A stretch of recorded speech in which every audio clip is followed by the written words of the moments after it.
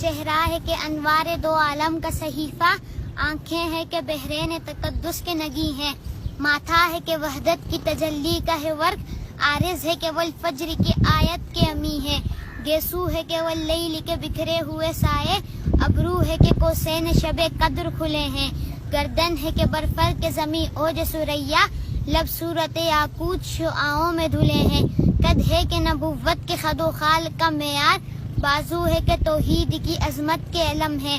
سینہ ہے کہ رمز دل ہستی کا خزینہ، پلکیں ہیں کہ الفاظ رخ لوح و قلم ہے، باتیں ہیں کہ طوبا کی چٹکتی ہوئی کلیاں، لہجہ ہے کہ یزداں کی زباں بول رہی ہے، خطبے ہیں کہ ساون کے امنٹے ہوئے بادل، قرأت ہے کہ اسرار جہاں کھول رہی ہے،